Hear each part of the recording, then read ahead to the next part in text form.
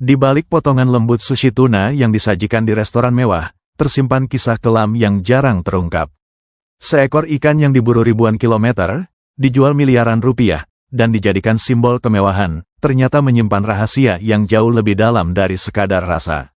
Dari dapur restoran kelas atas di Tokyo, hingga Laut Biru yang kini mulai sepi. Inilah kisah nyata di balik hidangan paling bergengsi Jepang. Rahasia gelap sushi tuna mewah, yang tidak ingin kamu ketahui. Di restoran eksklusif Tokyo, satu potong sushi tuna bisa mencapai Rp500.000, bahkan lebih. Disajikan dengan teknik presisi, dagingnya lembut, berkilau, dan mencair di mulut. Para pelanggan percaya, ini adalah puncak seni kuliner Jepang. Tapi hampir tidak ada yang tahu dari mana sebenarnya daging itu berasal, dan apa yang dikorbankan untuk sampai di meja mereka.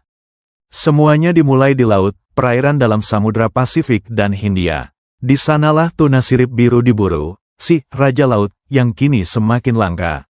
Para nelayan berangkat berhari-hari, bahkan berminggu-minggu, menembus badai demi satu tangkapan. Seekor tuna sirip biru bisa bernilai setara mobil sport. Tapi di balik harga fantastis itu, tersembunyi realitas keras, persaingan brutal, eksploitasi berlebihan, dan permainan ekonomi global yang hanya menguntungkan segelintir orang. Setelah tiba di pelabuhan, tuna-tuna terbaik dibawa ke pasar Toyosu, Tokyo, tempat diadakannya lelang paling terkenal di dunia. Di sini, satu ekor tuna bisa terjual hingga 45 miliar rupiah. Media Jepang menyorot, fotografer berdatangan, headline-nya viral setiap tahun. Tapi, siapa yang benar-benar untung? Banyak ahli percaya, lelang tuna super mahal itu hanyalah strategi marketing terselubung. Pengusaha besar sengaja membayar harga tak masuk akal demi satu hal, promosi global gratis. Semakin mahal harganya, semakin besar perhatian dunia, dan restoran mereka pun makin ramai.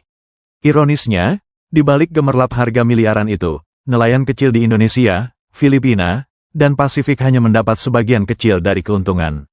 Mereka menjual tuna ke pengepul lokal dengan harga tak seberapa, sementara ikan yang sama dijual ribuan kali lipat di pasar Jepang.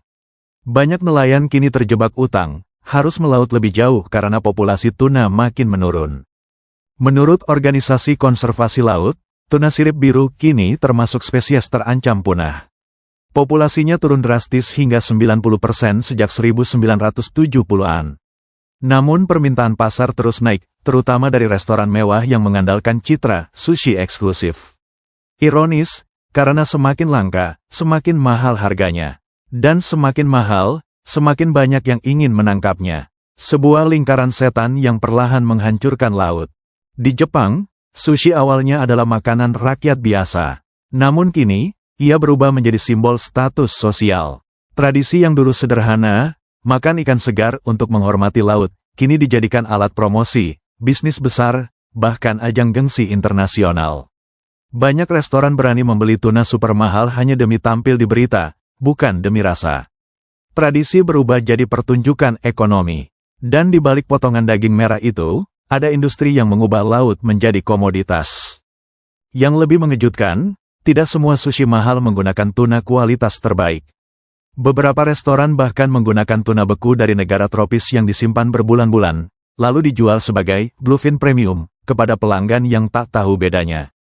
Dunia kuliner mewah tidak selalu transparan. Kadang, yang kamu bayar bukan kualitas, tapi ilusi kemewahan. Sushi tuna mewah bukan sekadar makanan, ia adalah simbol dari sistem yang memuja gengsi lebih dari keseimbangan.